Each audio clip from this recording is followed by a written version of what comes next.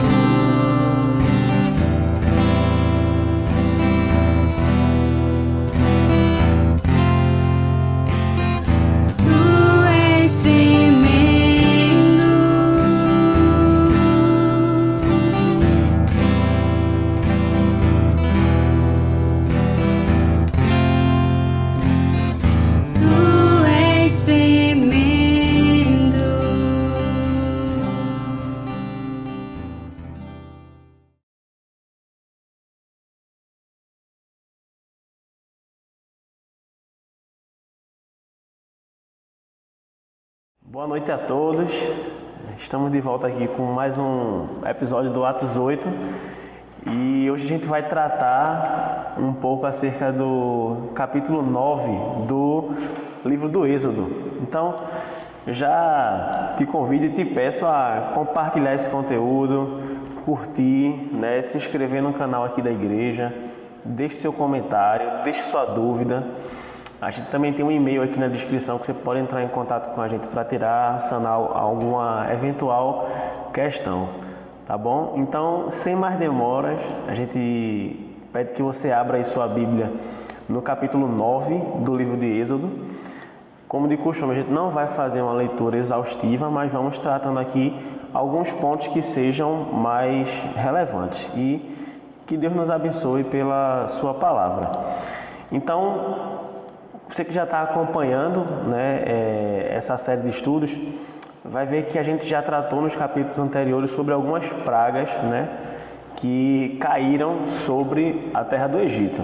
Tá? E o capítulo 9 ele vai tratar acerca de 3 pragas, a quinta, a sexta e a sétima praga, que essas pragas são sinais da ira divina ali sobre aquela região, sobre o povo egípcio, tá? E ali com foco também no coração endurecido de Faraó. É um tema que é bem recorrente nesse trecho das Escrituras. Então, se você quiser dividir aí o estudo, a partir do versículo 1 até o 7, você vai ter a quinta praga, que é em relação aos animais.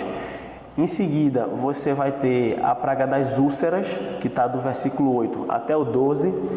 E, por fim, nesse capítulo, a sétima praga, que é a chuva de pedras, ou a saraiva, né, que está do versículo 13 até o 35, né, um pouco mais exaustivo aí o conteúdo.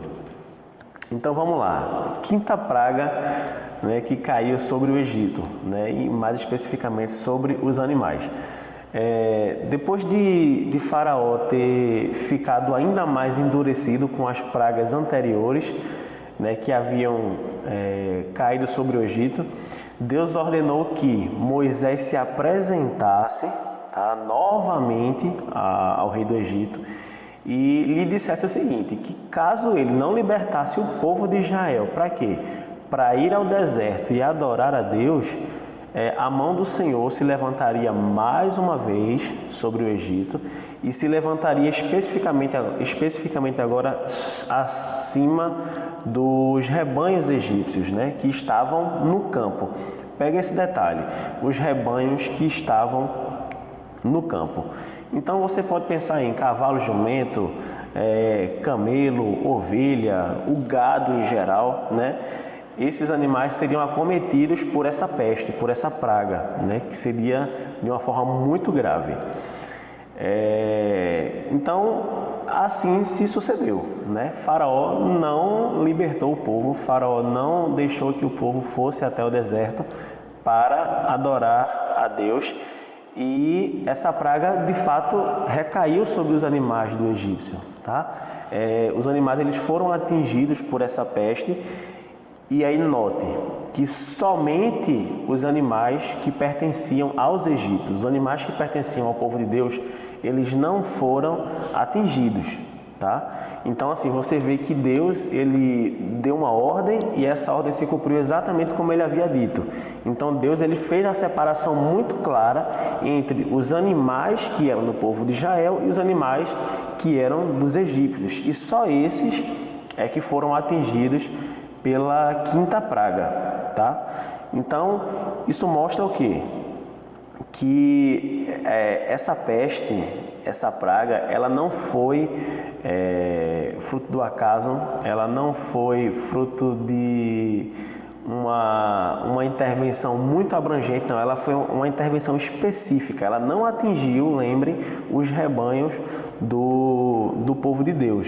Então assim, ela não foi uma coisa aleatória, não foi por amostragem, não, ela foi muito específica e muito direcionada, e você vê aí mais uma vez assim, que a mão de Deus, ela tem um propósito e ela tem uma direção, né? Então, outra coisa que é importante a gente assimilar aí é que Deus também havia estabelecido um tempo para que aquela praga viesse a se cumprir. Você vê pelo texto bíblico em Êxodo 9, versículo 5, que a palavra diz que amanhã fará o Senhor isto na terra, tá? Então, conforme havia dito o Senhor, no dia seguinte daquele contato, daquela conversa, no dia seguinte, os rebanhos egípcios, eles morreram, tá? Enquanto os rebanhos de Israel, os rebanhos israelitas, nenhum mal sofreram, não foram atingidos por aquela peste. Inclusive, a palavra fala que Faraó mandou oficiais, mandou alguém de sua confiança para quê? Para conferir se de fato, para investigar se de fato nenhum dos animais dos egípcios, dos israelitas havia morrido, tá? Mas assim, mesmo isso não aconteceu, né? Os animais do povo hebreu, de Israel, eles não foram acometidos por essa peste, tá? Então você imagina aí animais em uma grande quantidade, mas tão somente aqueles que pertenciam aos egípcios foram atingidos. Mas mesmo assim, no versículo 7, você vai ver que o coração de Faraó se endureceu, né? Então assim, Deus havia feito mais uma vez o pedido, Moisés tinha ido mais uma vez diante de Faraó para ter esse diálogo, né, de que o povo deveria ser liberto, e se isso não acontecesse, a mão de Deus ia pesar sobre eles. Ele não libertou e a mão de Deus agiu, né, e agiu de forma muito precisa, e mesmo assim Faraó permaneceu com o coração endurecido. E o que é que segue? Do 8 ao 12, a gente vai ter a praga das úlceras, tá? Ou seja, depois da peste que atingiu os animais, que foi a quinta praga, a sexta praga ela vem e atinge o próprio povo do Egito, tá? Então Deus ordenou que Moisés apanhasse cinzas de um forno e atirasse essas cinzas no céu, diante de Faraó. Versículo 8 desse capítulo. E, sob a ordem de Deus, Moisés faz isso. E assim, isso é uma prova de que essa praga que viria sobre o Egito, que Moisés faz esse ato diante dos olhos de Faraó, era uma coisa que iria acontecer e seria um fato notória, assim, divino, né? Seria um fato sobrenatural. Por quê? A cinza que Moisés atirou, né, ao céu, ela se tornou um pó fino, tá? Que cobriu toda a terra do Egito, e esse pó resultou em úlceras, em feridas nos homens e também nos animais. Leia-se aí homens e mulheres, né, no povo e também nos animais, tá? Êxodo 9 e 10. E assim, o texto bíblico ele é muito específico ao dizer que até mesmo os magos, lembra daqueles magos que lá no início tentaram imitar as pragas? Pronto, mesmo esses magos, eles também foram atingidos por essa praga e inclusive tiveram que se retirar da presença do faraó. E aqui vale lembrar, né, como eu já disse, que esses magos foram aqueles que tentaram, né, imitar as primeiras pragas. Você lê aí em Êxodo 7, vai ter esse relato. Mas eles tiveram que reconhecer que o que estava acontecendo no Egito não era fruto do acaso, mas também não era magia, não era feitiçaria, não.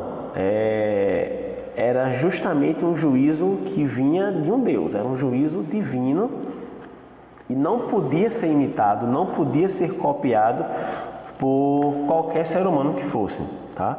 Então, assim, a sexta praga mostra para esses magos que eles também estavam completamente derrotados. Aqueles que tentaram antes diminuir ou anular o poder de Deus, agora também, além de serem atingidos, não conseguem imitar essa ação soberana, tá?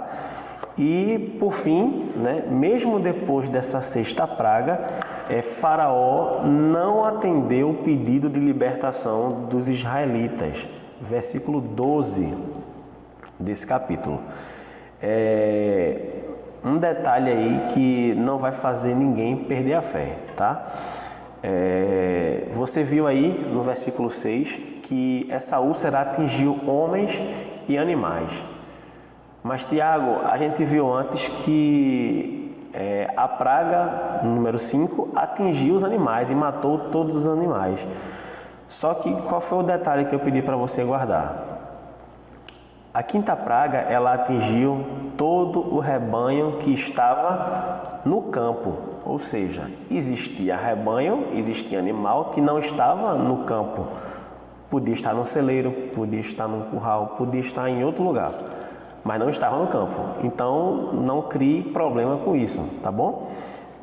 O fato é que a praga número 5 atingiu os animais que estavam no campo e a praga número 6, além de atingir homens e mulheres, também atingiu aqueles animais remanescentes, tá bom? Não é nenhuma contradição, não vai fazer você perder sua fé, é simplesmente uma questão de conseguir visualizar aí os detalhes, tá? E colocar cada um na sua devida posição, tudo bem?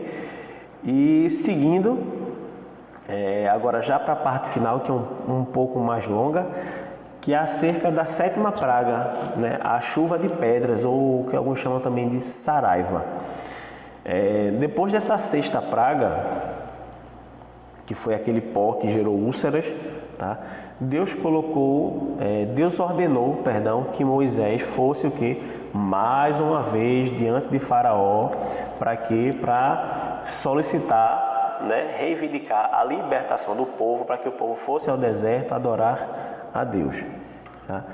E aí o que acontece? A Faraó, Moisés devia dizer que ou ele deixava o povo de Israel ir, ou mais uma vez o Senhor enviaria ao Egito outra praga.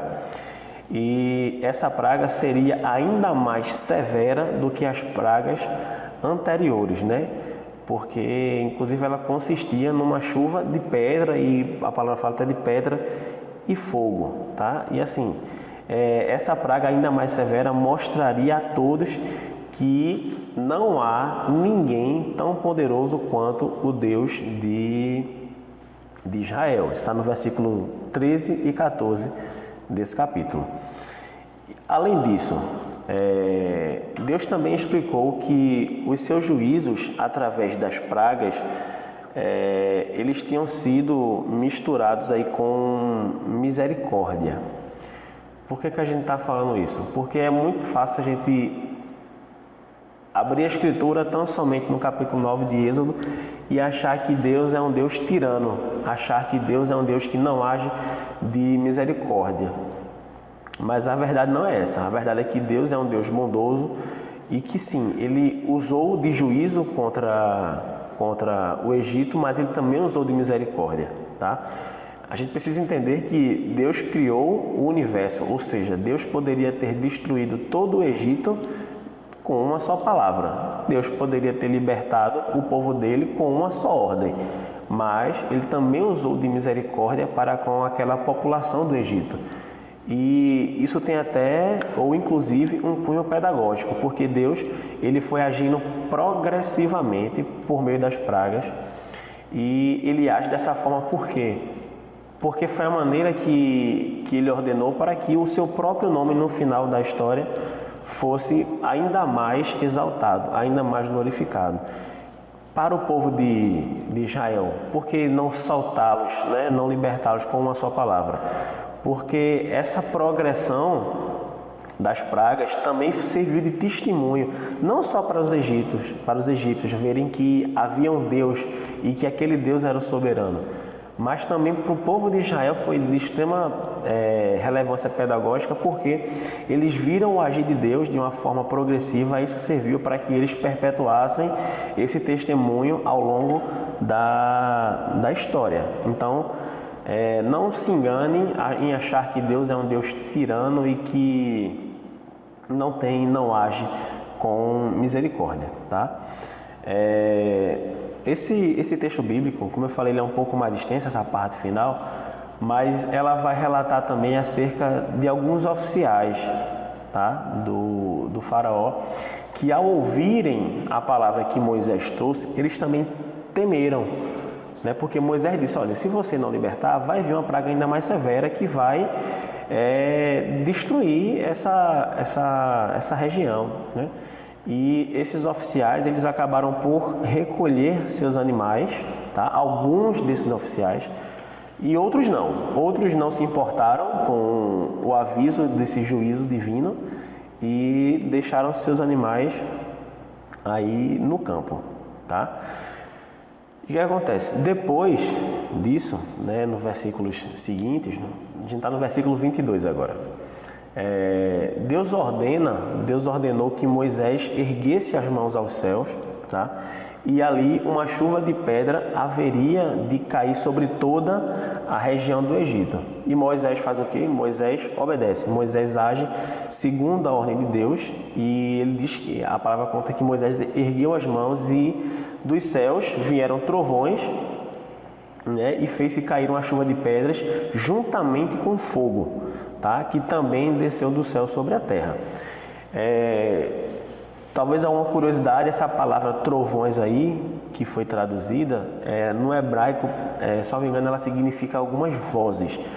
Ou seja, não era um fenômeno natural, né? Essas vozes do céu. Então, é possível que esses trovões que estão escritos aí não sejam esses que nós estamos habituados a ouvir.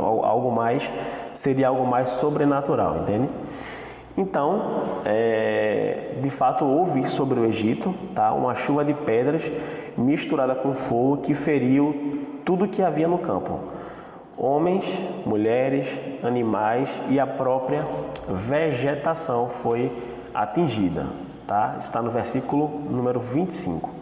Então, todo o Egito foi atingido, com exceção de uma região, a terra de Gósen, tá? Essa região não foi atingida e essa região é justamente a região onde o povo de Israel estava situado. Então, todo o Egito, com exceção dessa região de Gósen, foi atingido. E aí você vê mais uma vez a mão de Deus preservando o seu povo. E aí o que acontece? Diante desse julgamento, né? Diante desse juízo aí da sétima praga, Faraó abre a boca para confessar que havia pecado. Tá? Ele admite ali para Moisés que o Senhor era justo, enquanto ele e o povo, o seu povo, eram ímpios. Versículo 27. E aí Faraó pede o quê? Pede que Moisés ore a Deus para quê? Para que aquela chuva de pedras e fogo ela fosse interrompida, para que ela chegasse ao fim. E Faraó diz o seguinte, ele diz que faça isso, Moisés, que eu deixarei o povo de Israel ir. Moisés, está no versículo 28, tá? E Moisés falou a Faraó que assim que ele, né, Moisés, saísse da cidade, ele estenderia as mãos ao Senhor, né, e de fato, e os trovões e a chuva de pedras eles haveriam de cessar, né? E isso assim seria mais um sinal, repito, mais um sinal para que todo mundo no Egito soubesse que aquela terra ela tinha um Senhor, né? Não era Faraó o soberano sobre aquela terra, não era Faraó que detinha todo o poder sobre aquela terra, sobre aquela região, não. Havia um Deus que estava acima de Faraó e que ele era poderoso para fazer e fez aquilo acontecer, né? Mas eu acho interessante que também Faraó se dirigiu Moisés se dirigiu a Faraó e deixou claro para Faraó que você era um hipócrita, né? Que o Faraó era um hipócrita, que as palavras que ele havia dito, né, de que ele havia pecado, de que ele era um ímpio, aquilo eram palavras vazias, tá? Faraó de fato não havia se arrependido, tá? E aquela confissão que ele falou ali foi tão somente de boca, né? Foi uma coisa superficial, versículo 30 desse capítulo.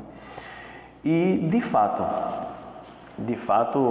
Faraó continuava impenitente, com o coração endurecido, com uma postura de não arrependido diante de Deus, né?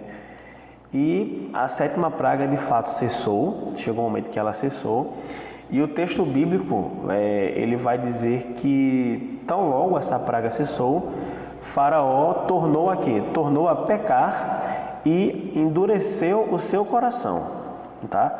E aí o texto continua dizendo que os seus oficiais mais próximos também seguiram o seu exemplo, tá? Que exemplo desse coração endurecido.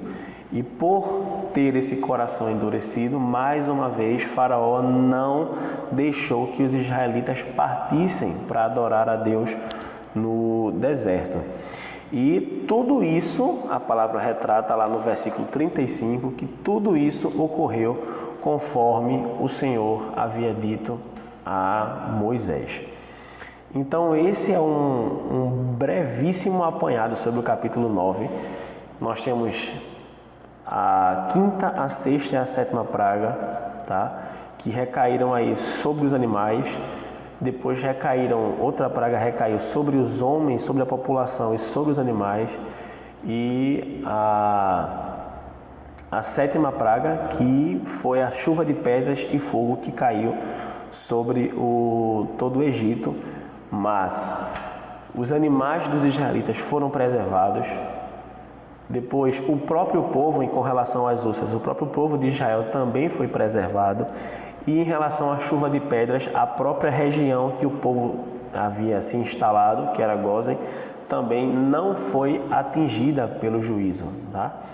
Então a gente vê aí a boa mão de Deus agindo com misericórdia, lembrando que o juízo ele veio de forma progressiva para que no final das contas o nome de Deus fosse ainda mais engrandecido, porque Ele é um Deus misericordioso.